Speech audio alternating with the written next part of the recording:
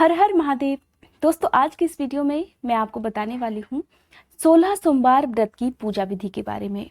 मैं आपको बताऊंगी कि इन व्रतों में किन नियमों का पालन किया जाता है, कब से आप 16 सोमवार के व्रत प्रारंभ कर सकते हैं और कब उद्यापन किया जाता है, इस व्रत में क्या खाया जाता है और इसके साथ ही ऐसे कौन से काम हैं जो कि 16 सोमवार का व्रत रखने वाले लोगों को जरूर करना चाहिए। कहते हैं दोस्तों कि भोलेनाथ की पूजा सबसे सरल होती है। देवों के देव महादेव को भोलेनाथ इसलिए कहा जाता है, वो अपने भक्तों की मनोकामना बहुत जल्दी पूरी करते हैं। उनकी पूजा विधि करने के लिए आपको बहुत ज़्यादा सामग्री की जरूरत नहीं है, बस केवल आप उनके ऊपर श्रद्धा रखकर और सब कुछ उनके ऊपर छोड़कर अगर व्रत कर लें या पूजा पाठ कर लें तो आपकी की गई पूजा का फल आपको तुरंत मिल सकता है। 16 सोमवार का जो व्रत होता है उसे कोई भी प्रारंभ कर सकता है। सुहागिन महिलाएं कर सकती हैं अखंड सौभाग्य की प्राप्ति के लिए, कुंवारे लोग कर सकते हैं मनचाहा जीवन साथी पाने के लिए, या फिर विवाह में अगर कोई परेशानी कोई रुकावट आ रही है तो उसे दूर करने के लिए। निसंतान दंपत्ति इस व्रत को प्रारंभ कर सकते हैं संतान प्राप्ति का सुख पाने के लिए। अगर कोई कर्ज की समस्या से परेशान है, किसी की नौकरी चली गई हो या फिर अच्छा व्यवसाय नहीं चल रहा हो, व्यापार में तरक्की करना चाहते हैं, तो भी भोलेनाथ की पूजा करके 16 सोमवार के व्रत करके आप अपनी इन सभी समस्याओं को बड़ी आसानी से दूर कर सकते हैं। अब बात करते हैं 16 सोमवार के व्रत कब से शुरू करने चाहिए। तो दोस्तों, कुछ ऐसे महीने होते हैं जिनमें आप कभी भी 16 सोमवार के व्रत प्रारंभ कर सकते हैं, जैसे कि फाल्गुन का महीना, महाशिवरात्रि के दिन से आप प्रारंभ कर सकते हैं, या चैत्र, वैशाख और कार्तिक के महीने में आप कभी भी ये व्रत प्रारंभ कर सकते हैं। लेकिन इन सब से जो खास सबसे पवित्र महीना माना जाता है वो माना जाता है सावन का महीना। पूरा महीना ही भोलेनाथ को समर्पित होता है, तो आप सावन के महीने में पड़ने वाले किसी भी सोमवार के दिन से अपना व्रत प्रारंभ कर सकते हैं। 16 सोमवार के अगर व्रत प्रारंभ करना चाहते हैं तो आप अपने पहले दिन ही व्रतों की संख्या का और सभी नियमों का, जैसे आपको किस तरह का भोजन करना है, वैसे तो सोमवार का जो व्रत होता है उसमें मीठा भोजन ही खाया जाता है, तो आप अगर ऐसा नहीं कर सकते हैं तो अगर आप सेंधा नमक का प्रयोग करना चाहते हैं तो उसी का आपको संकल्प अपने व्रत के पहले दिन ही लेना होता है। पहले दिन संकल्प लेना बहुत जरूरी होता है। संख्याओं का संकल्प लें, भोजन किस तरह से करना है उसका संकल्प लें, और इसके साथ ही आपकी जो मनोकामना है उसका पूर्ति के लिए आप भगवान भोलेनाथ से जरूर प्रार्थना करें। ये भी आपको पहले दिन करना है। इसके अलावा आपको संकल्प लेना है कि जब आपके व्रतों की संख्या पूरी हो जाएगी तो आप नियत समय पर व्रत का उद्यापन जरूर करेंगे। ये संकल्प भी आपको पहले दिन लेना बहुत जरूरी होता है। इसके अलावा दोस्तों, सावन के महीने में और भी कई तरह के ऐसे व्रत हैं जो आप अगर पहली बार प्रारंभ करना चाहते हैं तो कर सकते हैं। सावन के महीने में पड़ने वाला जो शुक्ल पक्ष होता है वो बहुत शुभ होता है किसी भी व्रत की शुरुआत करने के लिए। और अगर आप पहली बार 16 सोमवार व्रत रखना चाहते हैं तो आप शुक्ल पक्ष में जो 2 सोमवार इस बार पड़ रहे हैं उनमें से किसी भी एक सोमवार के दिन से अपना व्रत प्रारंभ कर सकते हैं। मैं आपको बता देती हूँ कि शुक्ल पक्ष में पड़ने वाले 2 सोमवार कौन कौन से हैं। दोस्तों, इस बार सावन के महीने में शुक्ल पक्ष में जो 2 सोमवार पड़ रहे हैं वो हैं, एक तो 9 अगस्त को और दूसरा है 16 अगस्त को। ये 2 ही सोमवार हैं जो शुक्ल पक्ष में पड़ रहे हैं। इसके बाद क्योंकि 22 अगस्त को सावन का महीना समाप्त हो रहा है तो आपको इस बात का ध्यान रखना है कि आप इन दोनों दिनों में से किसी भी एक दिन से अपने कोई भी व्रत प्रारंभ कर सकते हैं। कोई भी व्रत, जैसे 16 सोमवार का व्रत आप प्रारंभ कर सकते हैं। अगर आप मासिक शिवरात्रि का व्रत प्रारंभ करना चाहते हैं तो वो भी आप इन्हीं दिनों में से प्रारंभ कर सकते हैं। वैसे मासिक शिवरात्रि का व्रत भी सावन के महीने में ही पड़ रहा है, उसकी वीडियो मैंने अपने चैनल पर अपलोड कर दी है। अगर आपने उस वीडियो को अभी तक नहीं देखा है तो आप मासिक शिवरात्रि से संबंधित सभी जानकारी उस वीडियो में अपलोड है, उसे आप जरूर देखिएगा। अगर आप सावन के महीने में केवल सोमवार के व्रत करना चाहते हैं तो भी आप कर सकते हैं। कुछ लोग 4 व्रत नहीं रख पाते हैं, तो ऐसे में शुक्ल पक्ष में पड़ने वाले जो 2 सोमवार हैं उनका भी व्रत आप कर सकते हैं। ऐसे लोग जो पहली बार प्रदोष व्रत रखना चाहते हैं, प्रदोष व्रत रखा जाता है कुंडली में किसी भी प्रकार के दोष को दूर करने के लिए, तो आप शुक्ल पक्ष से अपने प्रदोष व्रत भी प्रारंभ कर सकते हैं। शुक्ल पक्ष में आने वाला प्रदोष व्रत है 20 अगस्त शुक्रवार के दिन और ये शुक्र प्रदोष व्रत होगा। तो आइए दोस्तों, आप जानते हैं कि 16 सोमवार के व्रत की पूजा विधि किस तरह से होनी चाहिए और कौन से नियमों का पालन आपको इस दिन करना चाहिए। 16 सोमवार का व्रत प्रारंभ करने के लिए आपको कुछ सामग्री पहले से ही रख लेनी है। जैसे कि अगर आपके पास भगवान शिव की तस्वीर या फिर मूर्ति नहीं है तो आप कोशिश कीजिए कि पूरे शिव परिवार वाली तस्वीर या फिर मूर्ति अपने घर लेकर आएं। आपके पास अगर पहले से ही भगवान शिव की कोई भी तस्वीर है तो बहुत अच्छी बात है। आप चाहें तो अपने घर पर शिवलिंग भी रख सकते हैं। शिवलिंग का अभिषेक आप अपने घर पर कर सकते हैं। शिव जी की पूजा में सबसे ज्यादा जो जरूरी चीज होती है वो होती है सफेद चंदन और साबुत चावल, जिसे अखंडित चावल कहते हैं। साबुत चावल यानी कि आपको टूटे हुए चावल पूजा में बिल्कुल प्रयोग नहीं करने हैं। इसके अलावा सफेद फूल, बेलपत्र, भांग, धतूरा, ये ऑप्शनल है। अगर आपके पास ये अवेलेबल नहीं है, सावन के महीने के अलावा अगर आपको ये नहीं मिल पाते हैं तो परेशान होने की कोई जरूरत नहीं है। आप सिर्फ सफेद फूल, चंदन और अक्षत से भी पूजा कर सकते हैं। कुछ लोग पूजा में हल्दी का प्रयोग करते हैं, तो आपको ध्यान रखना है कि भोलेनाथ की पूजा में हल्दी नहीं चढ़ाई जाती है। अगर आप किसी दिन भोलेनाथ के साथ साथ विष्णु भगवान की पूजा कर रहे हैं और उन्हें तुलसी अर्पित कर रहे हैं तो ये ध्यान रखना है कि भोलेनाथ को तुलसी भी अर्पित नहीं की जाती है। भगवान भोलेनाथ को सफेद फूल बहुत प्रिय होते हैं और उनकी पूजा में खासकर जो सफेद फूल है उनका ही प्रयोग किया जाता है। तो आप पूजा करने के लिए आक या फिर मंदार के फूल का प्रयोग पूजा में जरूर करें। कहा जाता है कि इन फूलों को चढ़ाने से मनोकामना बहुत जल्दी पूरी होती है। एक और सामग्री है जो कि भोलेनाथ को बहुत प्रिय होती है, वो होती है शमी के फूल और शमी के पत्ते। तो आप पूजा में अगर आपके लिए संभव हो तो इनका भी प्रयोग जरूर करें। ये तो हो गई नॉर्मल पूजन सामग्री।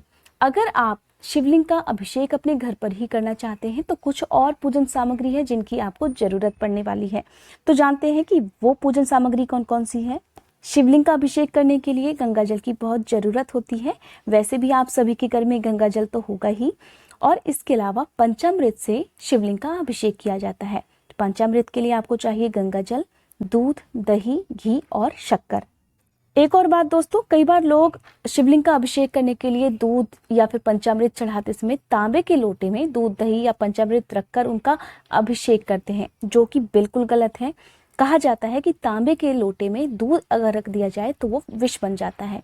इस तरह आप भोलेनाथ को दूध से नहीं बल्कि विष से अभिषेक करा रहे हैं, जो कि आपको बिल्कुल नहीं करना है। इसलिए आपको ध्यान रखना है कि आपको किसी भी मिश्रित धातु के बर्तन में, लोटे में रखकर ही दूध या पंचामृत चढ़ाना चाहिए। इसके अलावा शिवलिंग पर आपको और क्या क्या चढ़ाना चाहिए। अभिषेक करते समय आप गन्ने के रस से अभिषेक कर सकते हैं, केवल शहद से अभिषेक कर सकते हैं, किसी भी फल के रस से आप अभिषेक कर सकते हैं, सरसों के तेल से या केवल दही से भी आप अभिषेक कर सकते हैं। इसके अलावा शिवलिंग का अभिषेक भस्म से भी किया जाता है। भस्म से अभिषेक करते समय कुछ खास मंत्रों का जाप किया जाता है। इनके अलावा गाय का घी, दीपक जलाने के लिए अगरबत्ती, धूप और फल, फूल, नैवेद्य जो भी आप अर्पित करना चाहते हैं अपनी श्रद्धा से वो आप अर्पित कर सकते हैं। बहुत से लोग व्रत के दिन हवन भी करते हैं, तो अगर आप हवन करना चाहते हैं तो इसके लिए आपको गाय के गोबर से बना हुआ उपला, जिसे कंडा भी कहते हैं, तो कंडा आप ले लीजिए और हवन सामग्री जो कि रेडीमेड मार्केट से आपको मिल जाएगी। इसके अलावा कपूर, लौंग का जोड़ा और बताशे। तो सबसे पहले आप एक मिट्टी के बर्तन में उपला जलाकर रख लीजिए और उसके ऊपर आपको हवन सामग्री डालनी है। हवन सामग्री डालते समय आप मन ही मन ओम नमः शिवाय मंत्र का भी जाप कर सकते हैं, या फिर जो भी मंत्र आपको भोलेनाथ के आते हैं उनका जाप आप कर सकते हैं। सबसे पहले आप हवन सामग्री डालें, लौंग का जोड़ा घी में डुबाकर आप डालें, कपूर रखकर जलाएं और इस प्रकार आप अपना हवन प्रारंभ कर दें। सुबह के समय आप स्नान करें, साफ सफेद या फिर क्रीम कलर के या फिर हल्के रंग के वस्त्रों का प्रयोग पूजा में करें। सूर्य देवता को जल जरूर अर्पित करें और व्रत का संकल्प लें। अपने 16 सोमवार के सभी व्रतों में अगर संभव हो तो किसी बेलपत्र के पेड़ के नीचे आप घी का एक दिया जरूर जलाकर रखें और साथ ही मीठा प्रसाद, चाहे वो बताशे हो या फिर कोई भी बर्फी या फिर फल भी आप रख सकते हैं। अगर ऐसा आप कर सकते हैं तो कहा जाता है कि भोलेनाथ बहुत जल्दी प्रसन्न हो जाते हैं। तो आप अपने व्रत के दिन विधिवत तरीके से भोलेनाथ के साथ साथ माँ पार्वती की पूजा करें, पूरे शिव परिवार की पूजा करें, गणेश भगवान, कार्तिकेय भगवान और नंदी बैल की पूजा जरूर करें। आप व्रत की कथा जरूर सुने, दोनों ही समय आपको व्रत की कथा सुननी चाहिए। मंत्रों का जाप करें और इसके साथ ही आरती करें, क्षमा याचना करें और अपना व्रत प्रारंभ करें। बहुत से लोग 16 सोमवार का व्रत निर्जल रहकर करते हैं, तो आपकी जैसी भी सामर्थ्य है आप उसके अनुसार ही अपना व्रत करें। कथा आरती करने के बाद क्षमा याचना करें और अपना व्रत प्रारंभ करें। शाम के समय में कहा जाता है कि प्रदोष काल में की गई पूजा का फल बहुत जल्दी मिलता है, तो भोलेनाथ को प्रसन्न करने के लिए प्रदोष काल का समय सबसे उत्तम रहता है। प्रदोष काल का समय होता है सूर्यास्त से 45 मिनट पहले और 45 मिनट बाद का समय। आपके घर में हिंदू पंचांग होगा, आप उसमें समय देखकर सूर्यास्त का उससे 45 मिनट पहले और 45 मिनट का बाद का समय देख सकते हैं।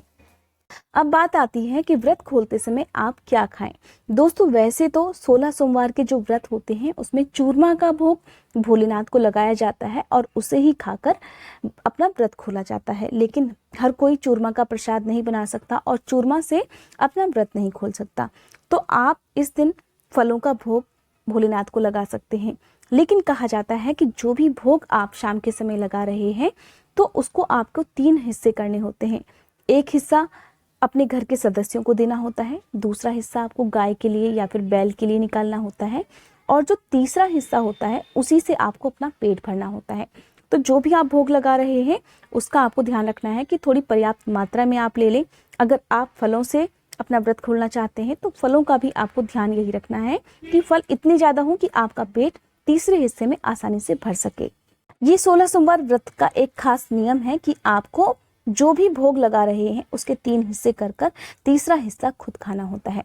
परिवार के लोगों में प्रसाद आपको जरूर बांटना है।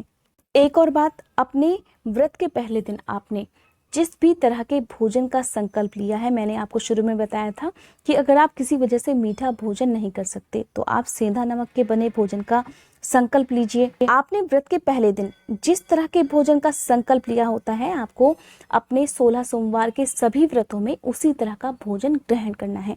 तो आप बहुत सोच समझकर अपने व्रत के पहले दिन उसी तरह के भोजन का संकल्प जरूर लें। अब एक और बात, जो भी लोग 16 सोमवार के व्रत प्रारंभ करना चाहते हैं, क्योंकि इस व्रत के नियम कुछ कठिन होते हैं और कहा जाता है कि जो भी ये व्रत करता है उनकी मनोकामना जरूर पूरी होती है। तो अगर आप ये व्रत रख रहे हैं तो आपको एक दिन पहले व्रत से यानी कि रविवार के दिन शुद्ध सात्विक भोजन करना है। लहसुन प्याज का या किसी भी तरह का मांसाहार का प्रयोग आपको नहीं करना है। और अगर विवाहित लोग इस व्रत को कर रहे हैं तो उन्हें ब्रह्मचर्य का पालन रविवार के दिन और सोमवार के दिन जरूर करना है। अब बात आती है कि शिव जी को क्या अर्पित नहीं करना चाहिए। दोस्तों, शिव जी को कभी भी कुमकुम या रोली अर्पित नहीं की जाती है। माँ पार्वती की पूजा में आप इनका प्रयोग कर सकते हैं, लेकिन शिवलिंग पर या फिर भोलेनाथ की तस्वीर पर आपको कुमकुम या फिर रोली नहीं लगानी है। कभी भी शंख से शिव जी का अभिषेक नहीं किया जाता है। जो लोग रुद्राभिषेक कराना चाहते हैं वो किन्हीं पंडित जी के सहयोग से घर पर रुद्राभिषेक कराएं। कहा जाता है कि सावन के दिनों में रुद्राभिषेक कराना बहुत ही ज़्यादा लाभदायक होता है। कहा जाता है कि घर में अगर किसी भी तरह की कोई भी समस्या है, आपके जीवन में कोई भी समस्या है, तो सावन के दिन में किसी शुभ दिन में आपको रुद्राभिषेक करा लेना चाहिए। जो लोग 16 सोमवार के व्रत रख रहे हैं उन्हें अपनी मनोकामना पूरी होने तक ध्यान रखना है कि आपके मन में क्रोध, दूसरों के प्रति निंदा, खासकर व्रत वाले दिन आपको कुछ नियमों का पालन करना चाहिए। जैसे कि किसी से किसी की बुराई नहीं करनी है, किसी के प्रति कोई बुरा विचार नहीं आने देना है, और इसके अलावा आपको किसी भी तरह की जीव हत्या नहीं करनी है। गुटखा, पान, सुपारी, बीड़ी, सिगरेट ये सब आपको नहीं सेवन करना है। इसके अलावा जो मार्केट के रेडीमेड पैक्ड जूस आते हैं आपको वो भी व्रत के दिन में नहीं लेने चाहिए। आप ताजे फलों का रस खुद से घर पर बना सकते हैं, उनका सेवन कर सकते हैं, लेकिन आप बाहर की चीज़ों का प्रयोग करने से बचिए क्योंकि ये शुद्ध नहीं मानी जाती हैं। बाकी दिनों में आप इनका प्रयोग कर सकते हैं, लेकिन व्रत के दिनों में आप कोशिश कीजिए कि घर की चीज़ों का ही प्रयोग करें। तो दोस्तों, ये थी आज की वीडियो। उम्मीद करती हूँ ये वीडियो आपको पसंद आई होगी। अगर आप इसी तरह की और भी जानकारी मेरे चैनल पर पाना चाहते हैं तो मेरे चैनल को सब्सक्राइब करने के साथ साथ कमेंट बॉक्स में भोलेनाथ की जय जरूर लिखिएगा।